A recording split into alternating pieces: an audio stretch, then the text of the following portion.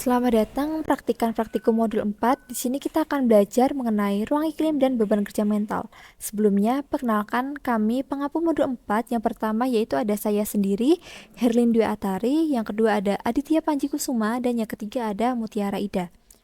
Langsung masuk pada materi kita. Jadi sebuah sistem kerja pada dasarnya terdiri dari 4 komponen utama, yaitu ada manusia, bahan baku, mesin, peralatan kerja, serta lingkungan kerja yang berpengaruh satu sama lain, serta saling berinteraksi satu dengan yang lain yang nantinya akan menghasilkan sebuah output berupa produk maupun jasa.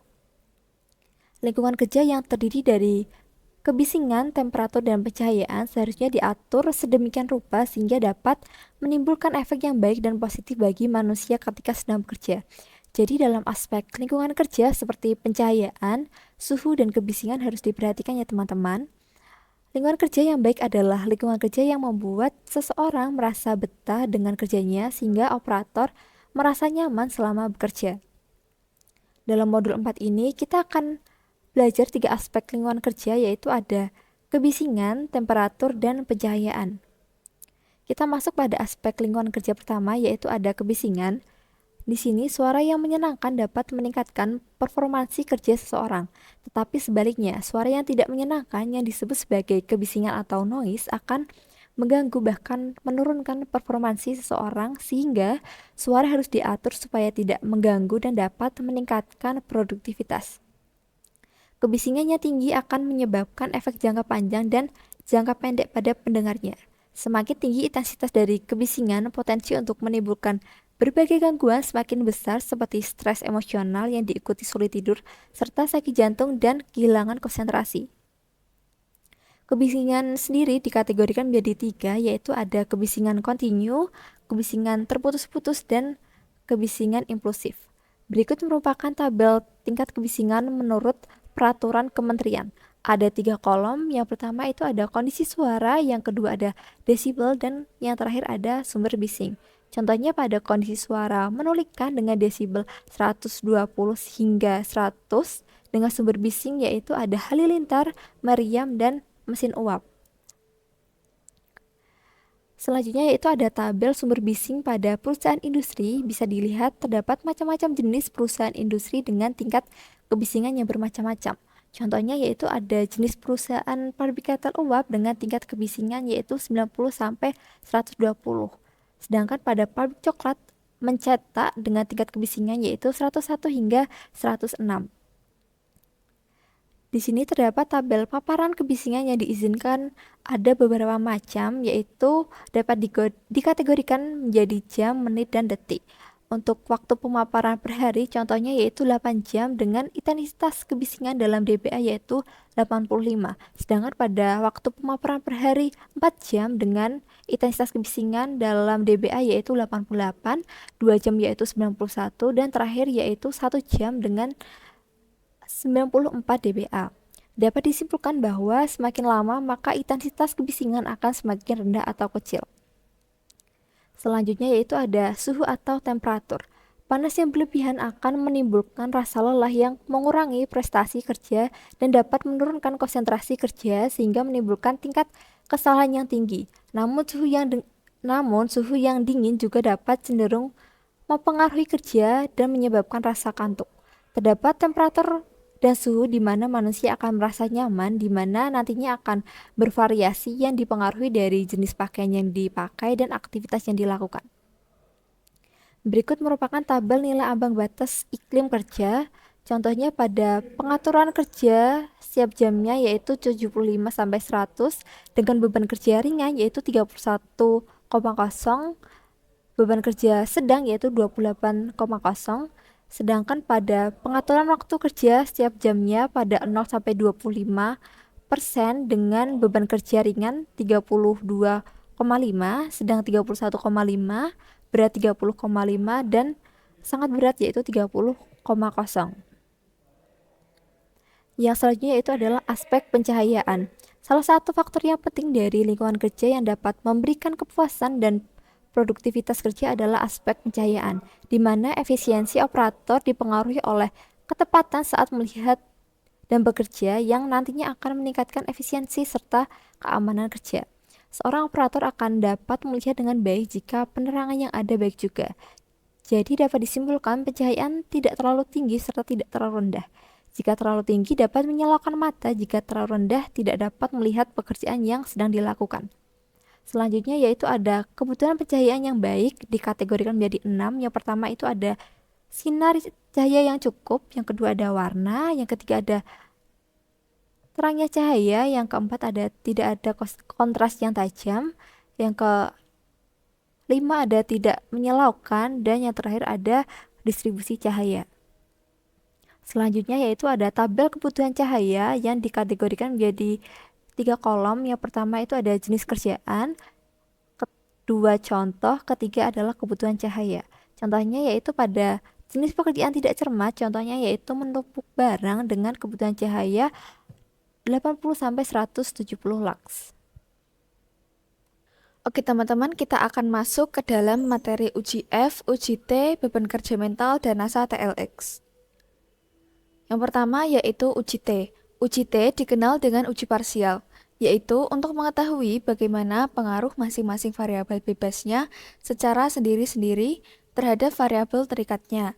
Uji ini dapat dilakukan dengan membandingkan T hitung dengan T tabel atau dengan melihat kolom signifikansi pada masing-masing T hitung. Dalam dunia industri, uji T digunakan untuk mengetahui apakah terdapat perbedaan dalam rata-rata produksi dalam dua kelompok, seperti dua pekerja yang menggunakan metode produksi yang berbeda-beda.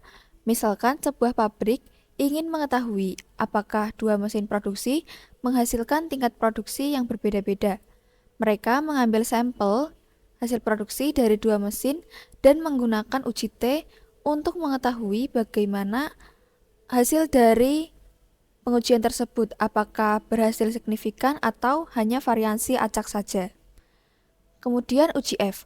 Uji F dikenal dengan uji serentak atau uji model atau uji ANOVA Analysis of Variance, yaitu uji untuk melihat bagaimanakah pengaruh semua variabel bebasnya secara bersama-sama terhadap variabel terikatnya, atau untuk menguji apakah model regresi yang kita buat baik atau signifikan, atau malah tidak baik atau non-signifikan.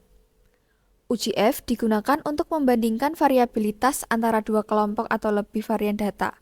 Dalam dunia industri, uji F dapat diterapkan dalam membandingkan hasil produksi dengan beberapa mesin, untuk memastikan apakah kualitasnya dapat konsisten atau tidak.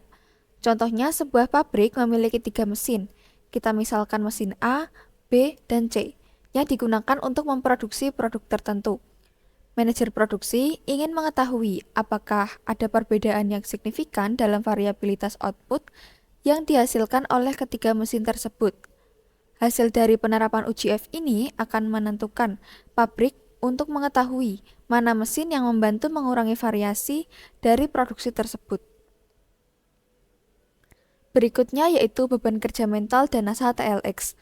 Beban kerja mental merupakan salah satu aspek yang harus diperhatikan oleh setiap perusahaan, karena beban kerja mental merupakan salah satu yang dapat meningkatkan produktivitas kinerja karyawan. Yang kedua yaitu NASA TLX.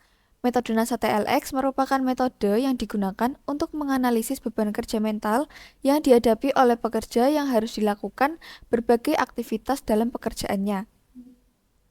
Berdasarkan munculnya kebutuhan pengukuran subjektif yang terdiri dari 6 faktor, yaitu mental demand atau MD, physical demand atau PD, temporal demand atau TD, performance atau P, effort atau E, dan frustration level atau FR. Berikutnya, pengukuran beban kerja mental dibagi menjadi 2, yaitu secara objektif dan secara subjektif. Pengukuran beban kerja mental secara objektif dibagi menjadi 3, yaitu yang pertama ada pengukuran denyut jantung, yang kedua yaitu pengukuran waktu kedipan mata, dan yang ketiga yaitu pengukuran dengan metode lain. Berikutnya yaitu pengukuran beban kerja mental secara subjektif. Yang pertama yaitu ada National Aeronautics and Space Administration Task Load Index atau NASA TLX. Yang kedua yaitu Modified Cooper-Harper atau MCH. Yang ketiga yaitu Rating Scale Mental Effort atau RSME. Dan yang keempat yaitu Subjective Workload Assessment Technique atau SWAT.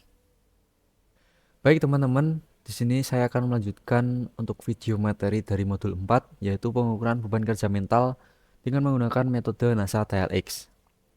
Langkah-langkah metode NASA TLX untuk mengukur beban kerja mental yang pertama yaitu pembobotan, di mana responden nantinya akan diminta untuk memilih salah satu dari dua indikator yang dirasakan lebih dominan menimbulkan beban kerja mental pada saat melakukan suatu pekerjaan. Jadi nanti ada dua buah indikator, teman-teman akan melingkari salah satu indikator yang dirasa lebih dominan. Seperti itu, teman-teman. Kemudian langkah selanjutnya yaitu memberikan rating, di mana pada bagian ini responden nantinya akan memberi rating terhadap keenam indikator beban kerja mental pada NASA TLX. Pemberian rating ini nantinya juga tetap memperhatikan dari pembobotan yang telah dilakukan pada angka sebelumnya. Jadi semisal pembobotan salah satu indikator itu yang paling tinggi, maka rating pada indikator tersebut juga harus yang paling tinggi. Seperti itu. Kemudian selanjutnya untuk memperoleh beban kerja atau min workload adalah sebagai berikut. Yang pertama yaitu menghitung produk. Produk nantinya diperoleh dengan cara mengalihkan rating dengan bobot faktor untuk masing-masing produk untuk 6 indikator, yaitu MD, PD, TD, P, FR, dan EF. Dengan rumus produk sama dengan rating dikalikan bobot kerja.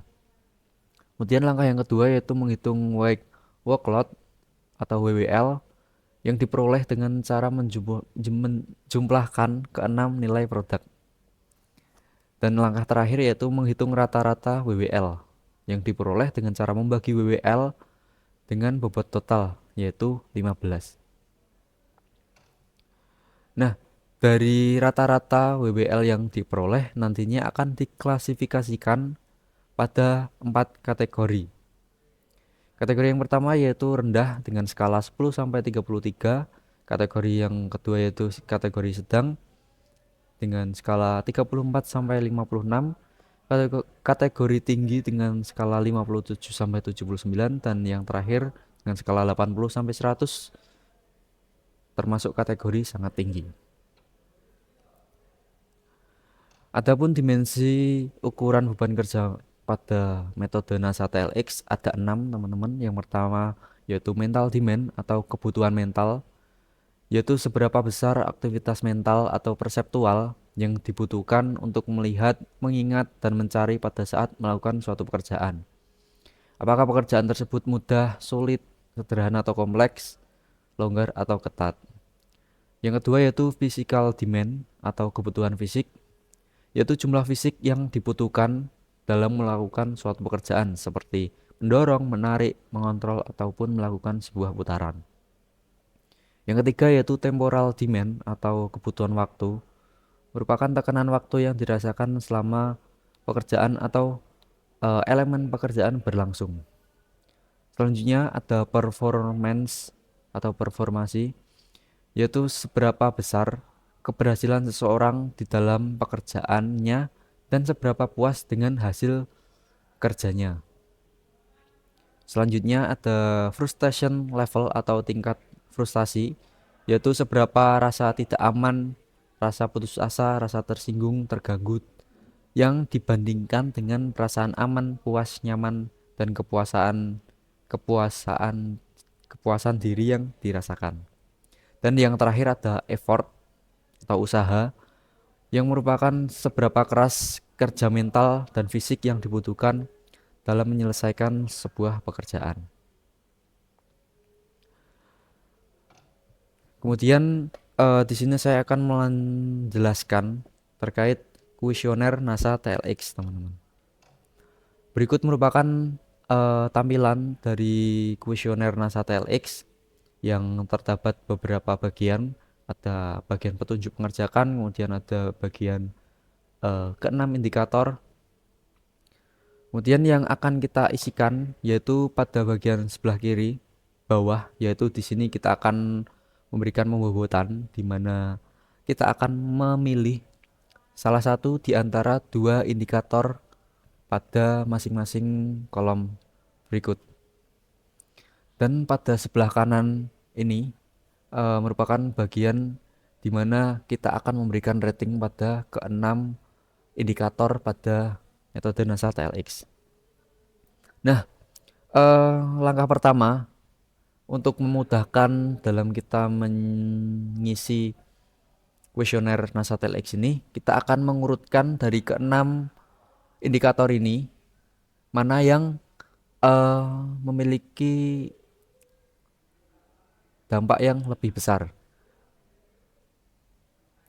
Semisal di sini saya akan mengurutkan yang pertama yaitu KF, O, KMP, KW, dan DF.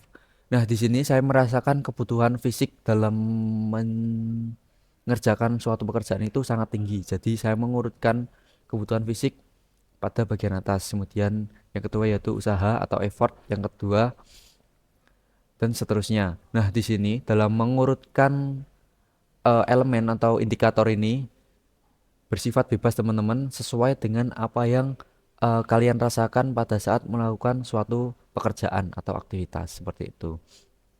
Nah, dari urutan ini nantinya sebagai panduan kita untuk mengisi bagian-bagian baik pembobotan ataupun pemberian rating pada sebelah kanan. Nah, yang pertama sebagai contoh di sini ada dua indikator yaitu KM dan KF. Kita lihat pada urutan yang telah kita buat, KF berada di atas dari KM. Maka di sini KF yang akan kita lingkari. Seperti itu. Kemudian contoh yang kedua yaitu KF dengan KW. KF berada di atas KW sehingga KF yang akan kita lingkari. Contoh lainnya yaitu pada kolom KW dengan U atau usaha. Di sini U lebih tinggi dari KW sehingga indikator ulah yang akan kita lingkari. Begitupun juga pada kolom-kolom lainnya teman-teman. Kalian isikan atau kalian lingkari indikator yang berada pada posisi yang lebih tinggi sesuai pada urutan yang telah kita buat. Seperti itu. Kemudian dalam memberikan rating pada keenam indikator, kita urutkan pada indikator yang paling tinggi. Di sini KF yang berada pada urutan yang paling tinggi, maka di sini KF lah yang akan memiliki rating yang paling besar. Jadi rating pada KF harus lebih tinggi daripada indikator-indikator yang lain seperti itu.